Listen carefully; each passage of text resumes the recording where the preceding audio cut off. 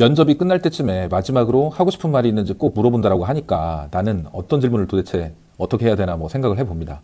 면접에서 말 못한 나의 필살기를 꼭 말을 해야 된다라거나 제 말을 들어주셔서 감사드립니다. 이런 식의 감사 인사를 드린다거나 일할 수 있는 기회를 주신다면 퇴사하는 날까지 정말 최선을 다해보겠다라는 식의 뼈를 깎는 각오를 얘기하라거나 이런 말들 정말 많이 들어보셨잖아요. 근데 마지막 할 말 하나로 면접을 한 번에 역전할 수 있는 찬스가 된다? 이런 말, 그런 역전의 용사를 만들어줄 수 있을 것 같은 말들이 자칫 여러분들을 불합격의 길로 안내할 수 있다는 것을 알고 계십니까? 반대로 마지막에 그놈의 업무 필살기 어필을 기어코 하지 않더라도 점심 메뉴 하나로도 충분히 어필이 가능하다라는 얘기입니다. 오늘 딱 세 가지만 말씀을 드릴게요. 첫 번째, 우리가 잘못 알고 있는 마지막 질문의 본질. 그 마지막 질문의 본질은 어떤 추가 어필이 아니라 인상 설계다. 두 번째, 질문이 뭐냐 그래서 이런 것보다 맥락과 표현이 중요하다. 자, 세 번째, 모범 답안을 복사한다라고 해서 나는 결코 모범생이 되질 않는다. 그럴수록 오히려 나의 캐릭터가 사라진다. 이런 것들을 제가 말씀드려보려고 합니다. 영상을 끝까지 들어주시면 여러분만의 강력한 마지막 멘트를 만드실 수 있게 될 겁니다. 자, 집중! 그럼 가보도록 하겠습니다. 치커리, 치커리, 치커리. 우선 첫 번째, 우리가 마지막 질문의 본질을 조금 잘못 이해하고 있다는 부분입니다.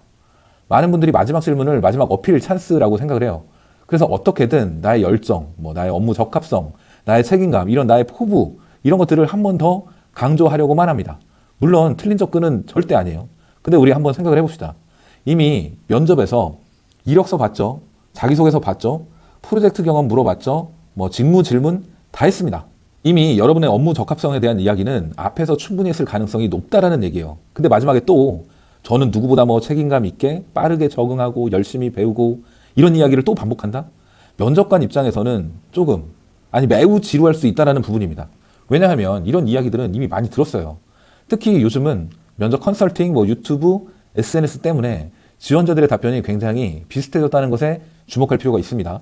그리고 또 한 가지의 유형, 무엇무엇해서 감사드리며 제가 많이 부족하겠지만 입사하게 된다면 빠르게 배우겠습니다. 회사 성장에 기여하도록 하겠습니다. 기회를 주신다면 최선을 다하겠습니다. 틀린 말은 아니죠. 근데 이것도 너무 많이 들었다는 겁니다. 그러다 보니까 원래는 나의 적극성을 보여주기 위해서 하는 말인데 오히려 너무 자기적으로 들리거나 어디선가 외워온 느낌처럼 들릴 수도 있다는 거죠. 그래서 굳이 면접 내내 했던 말을 또 할 필요가 있을까요? 그럼 나의 적극적인 태도를 어필하지 말라는 거냐? 아니죠. 제가 말씀을 드리고 싶은 건 적극성을 보여주지 말라는 게 아니라 오히려 적극성은 굉장히 중요합니다. 근데 정말 중요한 건 그걸 어떻게 표현하느냐예요. 같은 적극성이라도 너무 교과서적으로 표현을 한다면 사람 냄새가 사라지게 된다는 거죠. 그리고 여기서 두 번째 포인트를 말씀드릴게요. 질문 자체보다 중요한 건 맥락과 표현이라는 겁니다. 이게 진짜 중요한데 예를 들어 어떤 지원자들은 회사를 엄청 공부해서 면접을 보게 됩니다. 제가 회사 프로젝트를 분석을 해보니까 지난번에 했던 광고 캠페인이 어떻고 브랜딩 방향이 어쩌고 저쩌고 이런 부분은 개선 여지가 필요해 보인다라고 저는 생각합니다. 물론 이것도 나쁜 건 아니죠. 근데 중요한 건 이런 말들을 내가 면접을 보고 있는 지금 이 면접 분위기 안에서 해도 되는가예요. 생각을 해보면 그 회사의 내부 사정과 현실을 누가 더 많이 알고 있을까요? 지원자가 많이 할까요? 면접관이 많이 할까요? 당연히 면접관이 훨씬 많이 알 가능성이 높다라는 거죠. 그런데 지원자가 기사 몇 개, 회사의 홈페이지 몇 군데, 그리고 유튜브 동영상에서 찾아보고 와서 회사에 대한 인사이트를 설명하려고 한다? 글쎄요. 면접관 입장에서는 오히려 잘 알지도 못하면서도 이 사람이 가르치려고 드네? 이런 느낌을 받을 수도 있지 않을까요? 특히 실무진 면접에서는 더 그렇습니다.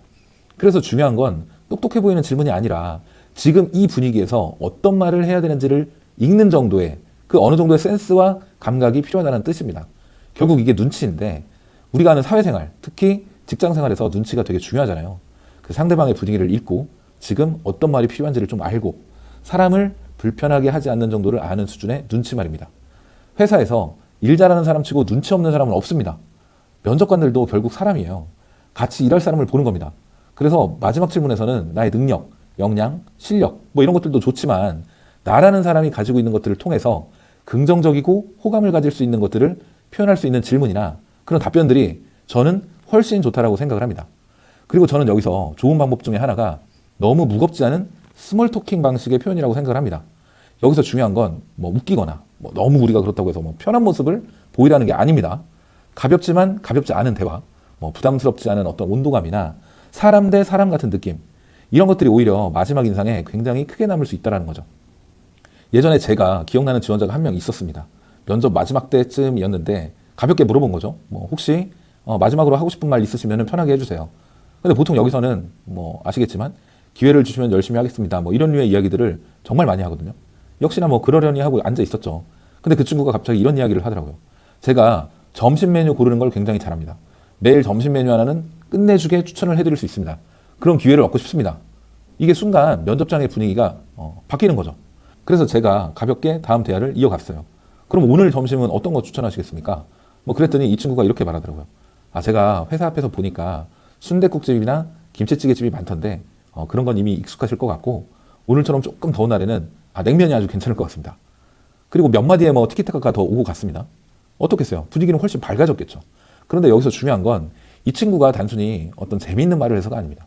이 친구는 이미 면접 전에 회사 근처를 한 바퀴 돌아보고 온 거예요. 면접관 입장에서는 그런 것들이 자연스럽고 상상되고 느껴진다는 거죠. 아, 이 친구는 세심한 구석이 있구나. 와, 언제 또 그런 것까지 봤을까? 적극적인데 밝은 친구네. 같이 일하면 충분히 분위기가 좋겠다. 이런 느낌을 받는 거죠. 자, 근데 보세요. 이 친구는 단 한 번도 저는 적극적인 사람입니다. 이런 식의 말을 하지 않았다는 겁니다. 그냥 적극적인 사람입니다를 어떤 행동과 분위기로 느껴지게 만들었던 거죠. 이런 것들이 저는 훨씬 더 중요하다고 생각을 합니다. 진짜 센스 있는 사람들은 자기 장점을 굳이 설명하지 않습니다. 오고 가는 말들 그리고 그런 상황 속에서 자연스럽게 느껴지게 만들어요. 그리고 여기서 마지막 세 번째, 모범 답안을 복사한다라고 해서 결코 모범생이 되지 않는다는 겁니다. 많은 분들이 마지막 질문에서 정답을 찾으려고 해요. 뭐 어떤 질문이 좋은 질문인가요? 뭐라고 말을 해야 합격 확률이 높아지나요? 이런 질문들 많이 하잖아요. 근데 저는 오히려 정답 같은 질문을 찾으면 찾을수록 그러려고 하면 할수록 사람들끼리 더 비슷해질 수밖에 없다라고 생각을 합니다. 좋은 마지막 질문은 특별한 어떤 질문들이 아니라 그 사람다움이 느껴지는 질문이 어쩌면 나를 더 돋보인다, 그 돋보이게 한다라고 말할 수 있습니다. 우리가 아무리 좋은 문장이라도 남의 옷처럼 입으면 어색해질 수밖에 없어요. 반대로 평범한 말이어도 자기 방식으로 자연스럽게 소화를 한다면 훨씬 깊은 인상을 남길 수 있습니다. 면접 마지막 질문의 목적은 면접관을 놀라게 만드는 게 아닙니다. 엄청난 인사이트를 보여주는 것도 아니고 억지로 똑똑해 보이는 것도 아니다라는 거예요. 오히려 면접이 끝난 뒤에 그 사람 괜찮았는데 아까 그 말을 했던 그 사람 같이 일하면 재밌겠는데 생각보다 센스 있는 친구네. 이런 잔상을 남기는 것에 더 가깝다라고 생각을 합니다. 이런 잔상들이 결국에는 그 사람과 함께 일했을 때 괜찮고 좋겠다. 이런 이미지를 만들게 된다는 것입니다.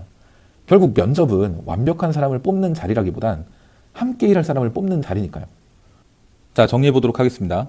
마지막 할 말은 면접관을 감동시키는 명대사를 던지는 시간이 아니라는 거예요. 면접 내내 했던 말을 한 번 더 반복하는 시간도 아니고 어디서 본 모범 답안을 꺼내는 시간도 아닙니다. 중요한 건 세 가지입니다. 내가 지금 면접의 분위기를 읽고 있는가? 내가 하려는 말이 나답게 들리는가? 그리고 그 말을 통해 면접관이 이 사람과 같이 일해도 괜찮겠다는 이미지를 떠올릴 수 있는가? 마지막 질문은 정답 싸움이 아니라 인상을 남기는 이미지의 싸움입니다.